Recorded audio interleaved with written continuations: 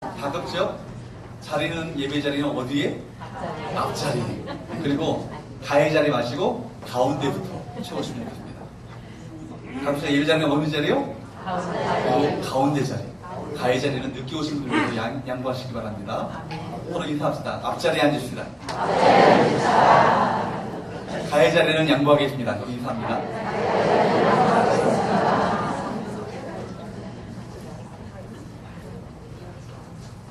그러나 여러분의 삶이 하나님의 손에 붙잡히면 삶이 되길 바랍니다. 여러분이 아무리 연약하고 보잘것없는 그런 연약한 삶이라 할지라도 하나님의 손에 붙들면 변화됩니다. 하나님께서 저와 여러분의 인생 가운데 함께 하실 때 우리 인생이 하나님의 손에 들어가게 될 때 이런 역사가 일어나게 될 줄로 믿습니다. 우리들은 가시덤불과 같이 가시떨기나무 같이 초라인생들이에요, 사실은. 그러나 하나님의 불, 하나님의 임재가 우리 가운데 임하시게 되면 우리 삶은 끊임없이 불탈 수 있는 존재가 되어지는 거예요. 믿으시기를 축복합니다. 그러므로 오늘 이 모세의 떨기나무 경험을 통해서 하나님께서 그 인생 가운데 어떻게 역사하시는가, 또 그 인생 가운데 연약하고 초라한 인생 가운데 어떻게 비전을 심어주시며 불을 주시며 그 인생 가운데 어떻게 역사하실 것인가를 보여주시는 이 장면이 오늘 본문의 말씀인 거예요. 여러분, 가시떨기나무가 이처럼 놀랍게 아름답게 변화될 수 있었던 원인은 과연 어디 있었습니까? 바로 그 영광의 하나님, 전능의 하나님, 온 우주의 통치자가 되시는 그 하나님께서 그 가시떨기나무 가운데 임하셨기 때문이었습니다. 하나님의 임재, 하나님의 임재가 그 인생을 송두리째 바꿔놓으신 것이죠. 하나님의 임재가 그 인생의 목표가 달라지게 만들었습니다. 하나님의 임재가 그 인생 가운데 비전이 달라지도록 만드셨습니다.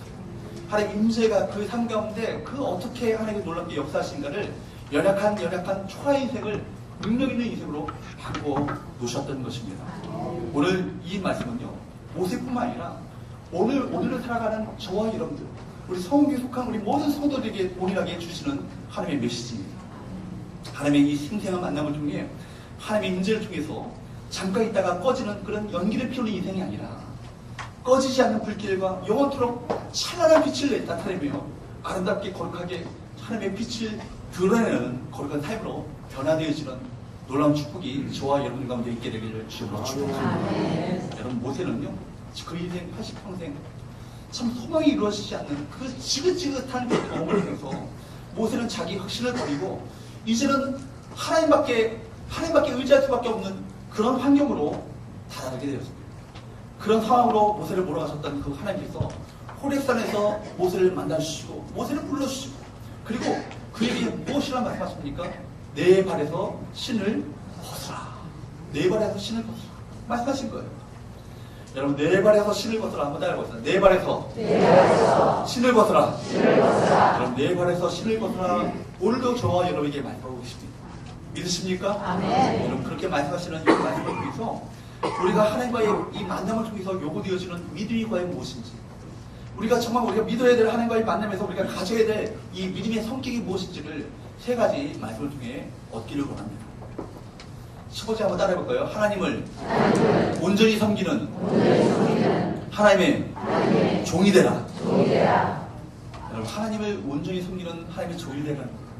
하나님의 노예가 되라는 것이죠. 그리고 하나님을 우리의 진정한 온전한 주님으로 섬기라는 얘기입니다. 하나님의 모세로 하여금 자기 확신을 버리게 한 이 일은요, 호렙에서 모세의 신을 벗기시면서 결정적인 이 클라이막스에 다다르게 됩니다. 바로 떨기나무 불꽃에서 모세를 불러 세우신 하나님께서 이제 모세의 신을 벗기시죠. 5절 한번 볼까요?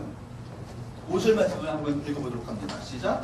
하나님이 이르시되 이리로 가까이 오지 말라. 내가 선 것은 거룩하나니 내 발에서 신을 벗으라. 모세에게 무엇을 명령하셔요? 내 발에서 신을 벗으라. 여러분, 이 말은요, 우선 하나님 앞에 선 인간은요, 우리가 죄인임을, 연약한 비천한 죄인임을 고백해야 된다는 말씀이에요. 하나님 앞에서 비천한 존재라는 것을 우리가 인정해야 되는 거예요. 거룩하신 하나님 앞에서 우리 인간이 내세울 만한 것은 아무것도 없으면 주 앞에 고백하는 것이 바로 이 고백입니다. 여러분, 근데 여기서 신을 벗는다는 것은요, 참 어떻게 보면 참으로 역설적인 사실입니다. 신을 신는다는 얘기는, 여러분, 제가 신을 신고 집에 있다가 신을 신고 나가는 것은 활동을 시작한다는 이야기가 아니겠습니까? 근데 신을 벗는 것은요, 내 일이 이제 끝났다는 얘기예요.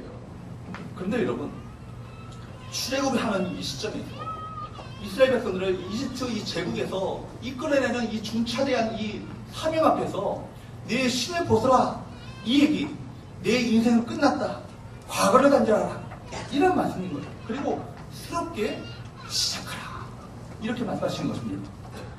이력서라는 말이 있죠. 여러분, 저도 우리에게 이력서 내고 들어왔습니다.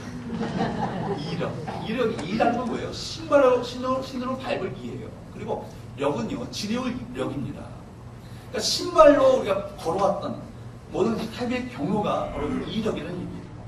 그러므로 내 발에 신을 벗어라, 이 말은요, 땅에 이력서를 내려놓고 하늘의 이력서를 다시 써내려가라, 이렇게 말씀하시는 것입니다. 천국은요, 이 땅에 이력서 가지고 가는 곳이 천국이 아니에요. 자기 자격이나 공로나 우리의 노력을 가지고 가는 것이 천국이 아니라는 것입니다. 바로 천국은 하늘의 이력서가 있어야 되는 거예요. 천국은 땅에 신발을 벗는 자들, 그리고 온전히 하나님만 신뢰하고 믿음으로 주님을 의지하는 자들만 들어가는 곳이 어디라고요? 천국이에요. 사랑하는 여러분, 우리가 믿음으로 모두가 천국 갈 수 있기를 축복합니다. 네. 그럼 그 당시에 신발을 벗는 자들은 어떤 자들이 신발을 벗었어요? 주인이 신발 벗을까요? 노예가 신발을 벗을까요? 노예가 신발 벗고 다녔어요. 노예 계층의 천민들은요, 신을 신지 않고 맨발로 다닙니다. 내 발에 신을 벗으라고 주님께서 말씀하셨을 때, 그 당시에 노예 신분의 어떤 상황을 정확하게 잘 알고 있었던 모세는요, 이 말이 무엇을 의미하는지를 정확히 알았어요. 내 발에 신을 벗으라 말하는 것은 너는 내 앞에서 노예가 되라, 내 온전한 종이 되라, 이렇게 말씀하시는 거예요. 여러분, 모세는요, 지금까지 애굽에서 도망 나온 자유인으로 살았습니다. 광야에서 40년 동안 누구에게도 구속받지 않는 그런 삶을 살았어요. 그런데 갑자기 불붙는 가시떨기 나무 가운데서 나타나셨던 하나님께서 모세에게 뭐라고 말씀하시는 거예요? 내 발에서 신을 벗어라, 너는 나의 종이 되라, 그렇게 하나님의 노예가 되라고 말씀하시는 거예요. 모세는 그 음성을 듣고 이제는 하나님의 종이 되기로 결단합니다. 그의 신분이 바뀌죠. 그의 모든 그 자유로운 방랑자가 아닌 이제 하나님 앞에 거룩한 종으로 바뀌어지는 놀라운 순간이 오늘 나타나게 됩니다. 여러분, 신을 벗어라, 하나님 앞에서 하나님을 온전한 주인으로 섬기라는 것입니다. 사랑하는 여러분, 우리 모두가 하나님을 온전한 주인으로, 우리의 로드십, 저 주재권을 주 앞에 양도한 주님 앞에 겸손히 순종하는 믿음의 종들 될 수 있기를 주님으로 축원합니다.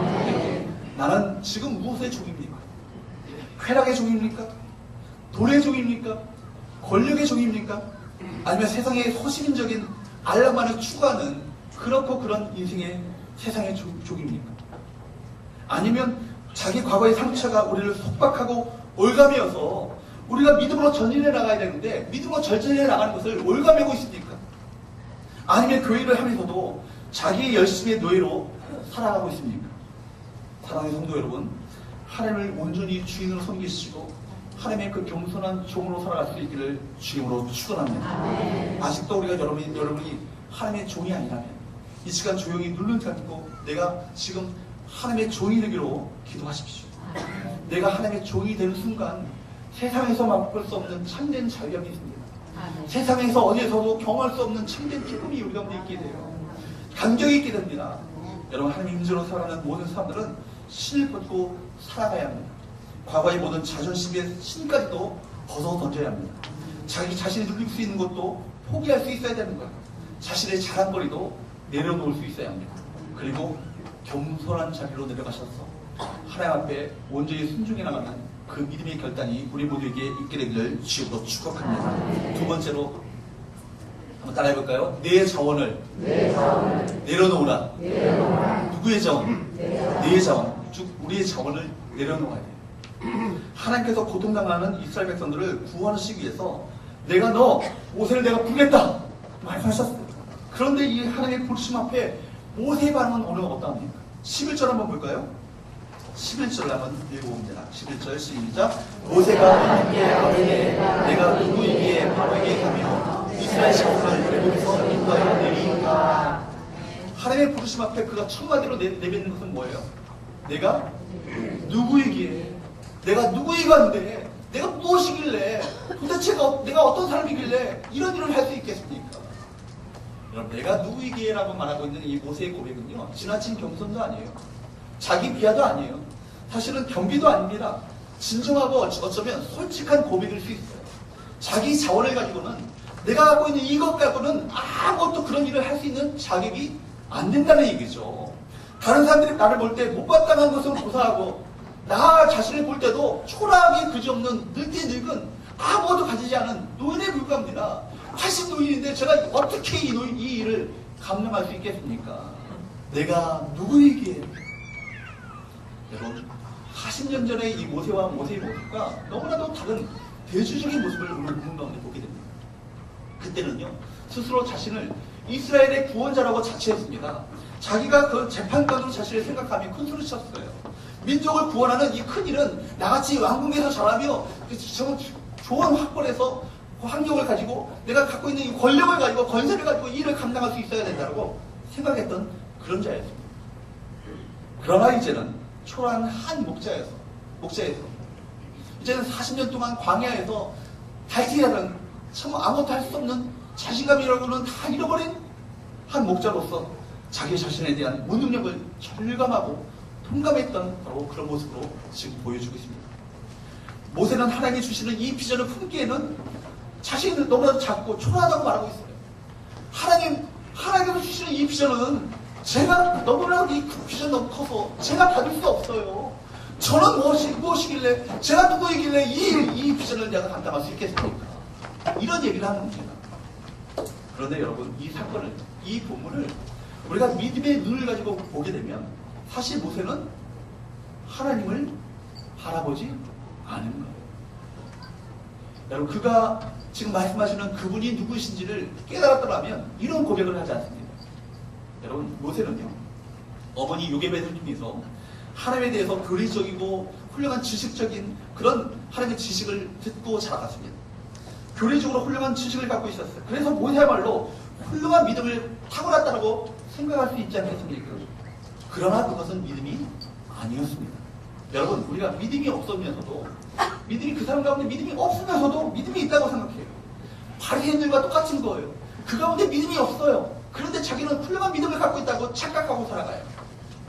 본인들은 누구보다 잘 믿는다고 교만해집니다.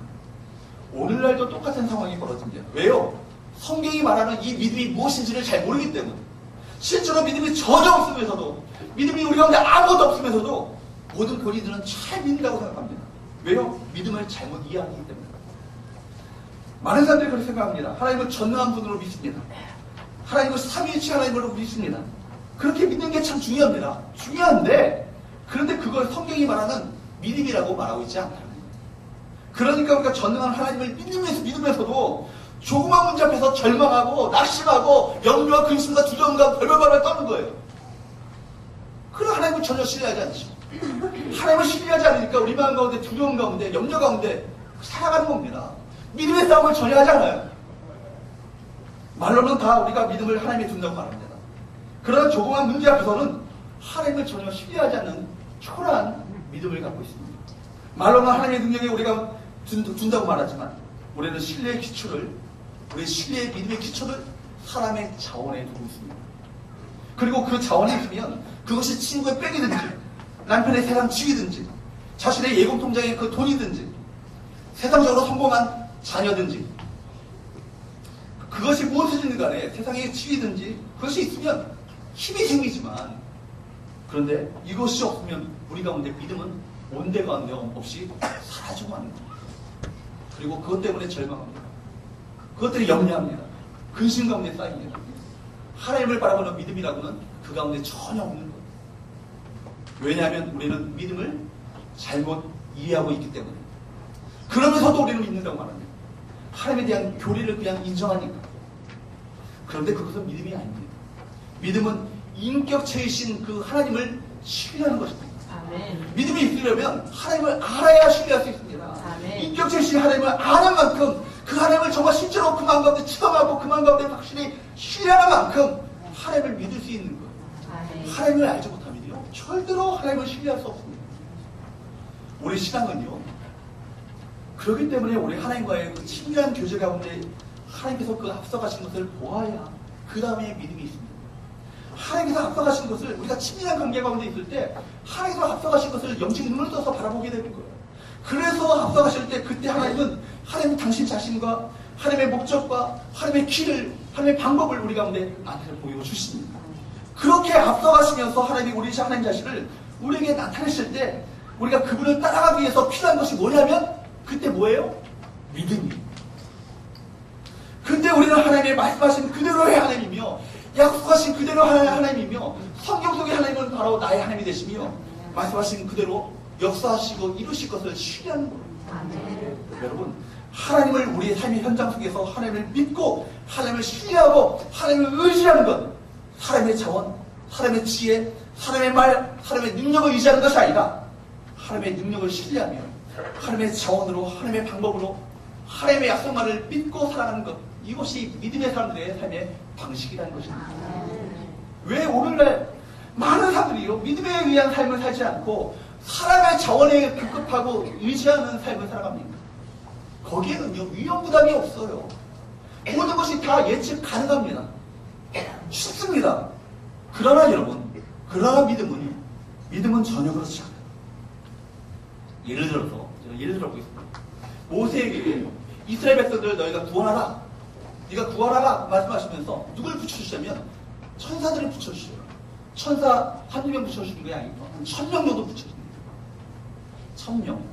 천사니까 말이 명예로 천사장 1000명 붙여주십니다. 1000명을 붙여주는데 천군 천사가 막 눈에 보이는 거예요. 막 불말과 불병으로 막 다가오는 천사들이 보입니다. 그리고 천사가 딱 나타나가지고 호렙산의 반으로 딱 갈라주는 거예요. 그는 얼마나 마음 가운데 담담이 있겠어요. 얼마나 마음 가운데 용기가 생기겠어요. 그리고 또 다른 천사 한 명이 애국으로 가는데 5000명의 애국 군대들이 막 다가오는데 한 명이 불을 가지고 불을 탁 내리니까 애국 군대가 한꺼번에 불살라버리는 겁니다. 이런 모습들을 목격했다고 생각해 보십시오. 그랬더라면 모세에게 믿음이란 필요하지 않습니다. 무슨 믿음이 필요하겠습니까? 이런 천사가 1000명이나 넘는데, 그리고 1000명이 있을 때하고 지금 모세에게 지금 하나님께서 가라고 그러시는데 지금 누구에게 가라냐면 지금 이 세상에서 가장 강한 강대국인 이집트 제국 파로에게 가라는 거예요. 파로에게 가라서 상대를 하는데 지금 너에게 가진 것이라고는 아무것도 없어. 하나 증거를 주는데 내가 이 백성을 애굽에서 내가 인도해야 되리라. 그리고 인도해내서 이스라엘 백성들이 이 호렙산 이 신의 산에서 너와 함께 나에게 예배드리라. 그것이 나의 증거니라, 징표니라. 이거 증거 말씀하는 한 가지 증거가 없는 거예요. 인간적으로 볼 때 이 하나님의 말씀하신 이 증거가 무슨 도움이 되겠습니까? 무슨 용기가 힘을 얻겠습니까? 그러니까 거기에서 믿음이 필요한 겁니다. 한번 이 두 가지 상황을 생각해 보십시오. 여기 천사가 1000명이 있는 상황이에요. 그리고 천사가 막 말하니까 막 호렙산이 갈라지고 애굽에 막 불이 떨어지고 그럴 수 있는 상황입니다. 여기는 아무것도 없어요. 하나님의 말씀밖에 없어요. 약속밖에 없어요. 여기에는요 전혀 믿음이 필요하지 않죠. 믿음이라는 건 필요하지 않습니다. 안 믿는 사람들도 그냥 갈 수 있습니다. 이 정도 보여주시면 모세가 아니라도 누구라도 다 갑니다. 주일학교 학생들도 갈 것 같아요. 근데 이쪽은요 믿음으로 하지 않고는 따라갈 수 없어요. 다리가 후들거립니다. 여러분, 자신의 전체가 걸려있는데 눈에 한참도 보이지 않는 이 하나님의 역사 속에서 자신이 모든 것이 걸려있는 거예요. 도박과 같아요. 그러나 하나님은 천사를 보내는 이런 방법으로는 하나님이 역사하지 않습니다. 성경에 보세요.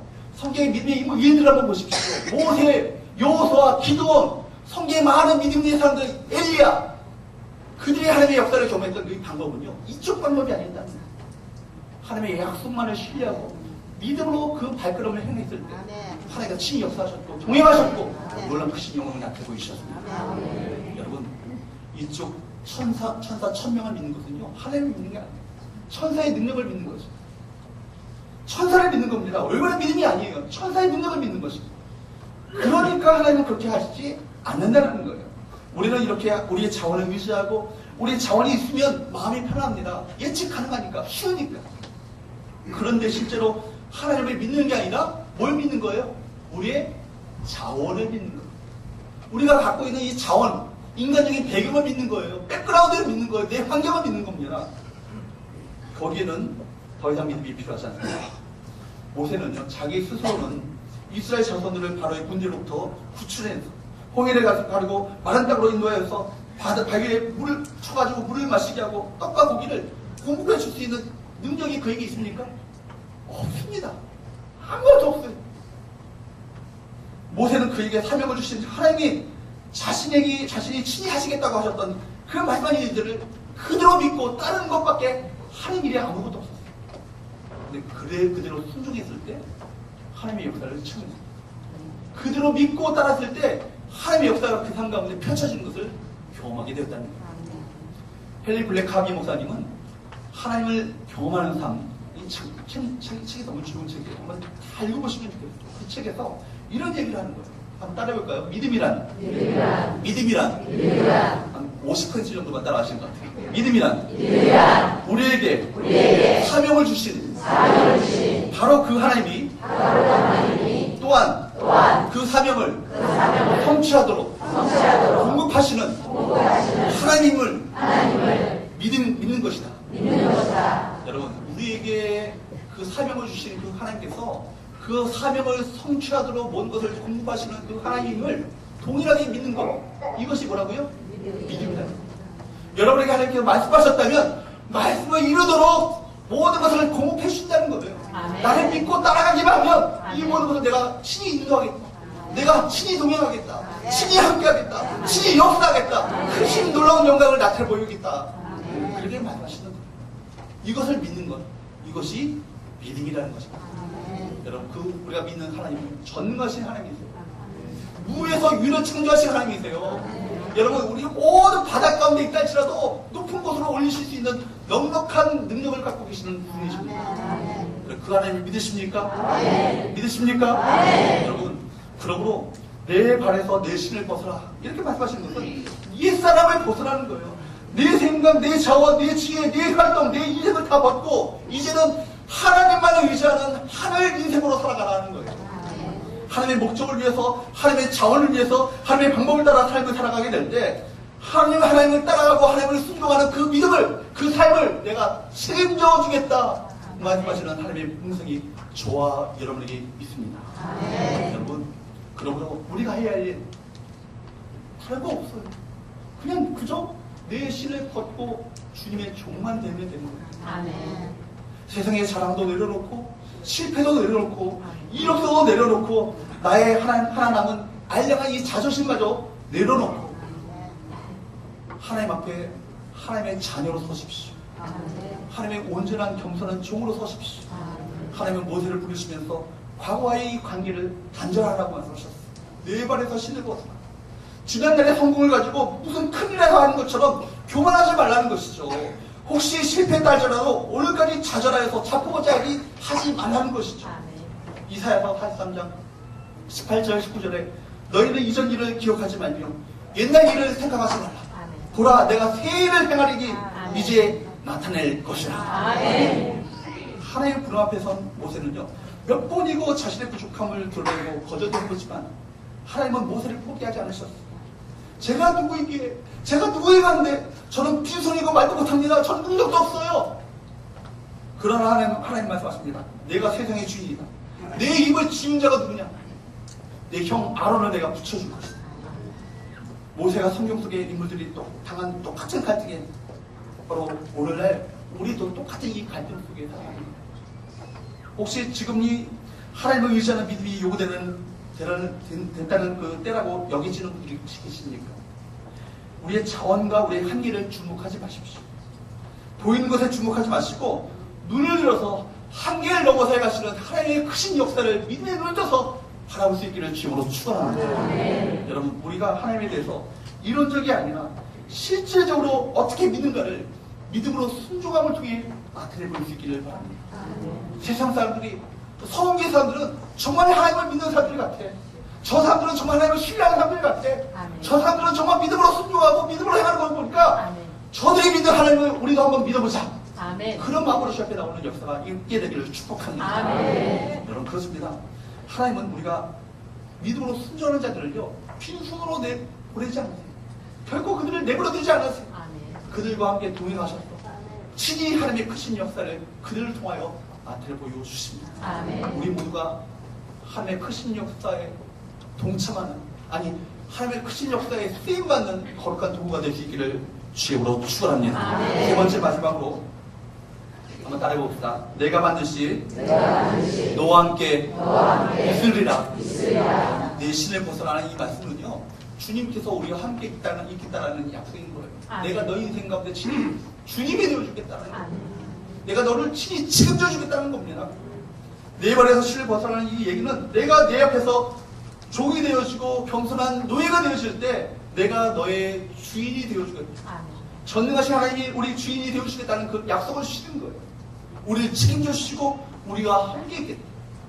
본문 12절 말씀입니다. 마지막 한번 볼까요? 12절 시작. 하나님이 이르시되 내가 반드시 너와 함께 있으리라. 내가 그 백성을 이곳에서 인도하여 낸 후에 너희가 이 산에서 하나님께서 숨기리니 이것이 내가 너를 보낸 증거니라. 아멘. 내가 누구에게 주님의 일을 감당할 수 있겠습니까? 제가 무엇이간데 제가 이 큰 일을 감당할 수 있겠습니까? 이런 물음 앞에 하나님은 뭐라고 대답하십니까? 내가 반드시 너와 함께 있으리라. 이제는 주님이 내 삶의 주인이 되어주겠다는 겁니다.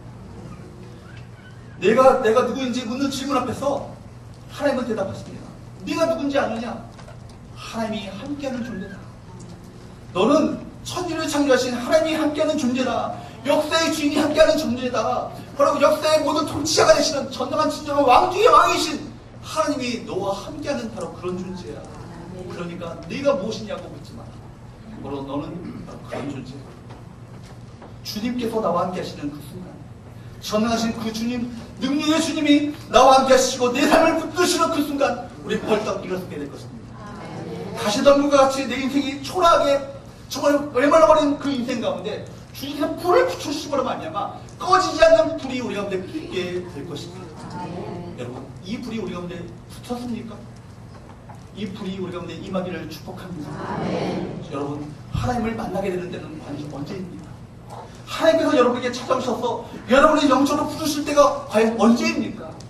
세상적으로 잘 나가고 형통하고 모든 부귀영화를 누릴 때 그때 하나님께서 저와 여러분에게 찾아오시는 것이 아니에요. 어쩌면 그때야말로 영적으로는 참 위기의 상황입니다.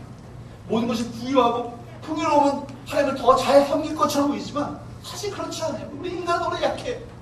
그때 오히려 하나님을 의지하지 않고 하나님을 멀리 떠나며 우리가 갖고 있는 이 세상적으로 의지하고 살아갑니다. 그러나 여러분, 오히려 황폐한 호렙산, 아무것도 남지 않은 그 호렙산, 메마른 가시덤불의 신의 산, 황무지의 광야의 끝, 그것은 인생의 자신만만함이 없어지고 겸손하게 될 때인 것입니다. 내가 갖고 있는 것이라고는 의지할 것이 아무도 없을 때 비로소 그제야 믿음으로 하나님을 붙잡게 될 믿음의 때인 것입니다. 모든 인간적인 모든 쾌락이 무너져 오직 인내와 겸손만이 남겨진 그 자리에 하나님은 이 시간에도 우리 성교의 성도들 한 명 한 명을 지금 부르고 계십니다. 떨기나무 불꽃으로 임하셨던 그 하나님의 임재는 떨기나무가 다 타서 없어지도록 하지 않으셨어요. 그 앞에서 우리에게 명하시는 겁니다. 꺼지지 않는 이 불이 붙은 것을 네가 보느냐? 너는 내 앞에서 신을 벗어라. 첫 번째 뭐죠? 그 하나님을 우리의 온전한 주인으로 섬기시고 주님 앞에 온전한 종으로 내려가시는 거예요. 두 번째 뭐죠? 눈에 보이는 우리 자원이 아니라 눈에 보이지 않지만 믿음의 눈으로 하나님의 자원을 바라보는 믿음을 가지는 것이죠. 세 번째, 우리가 신을 받을 때 어떤 약속이 임해요? 내가 반드시 너와 함께 있으리라. 하나님께만 소망이 있다라는 이 간절한 믿음으로 주 앞에 나아가게 될 때 우리 삶 가운데 하나님을 신하게 될 것이고 하나님을 경험하게 될 것이고 여러분 삶 가운데 하나님의 놀라운 역사가 나타나게 될 줄로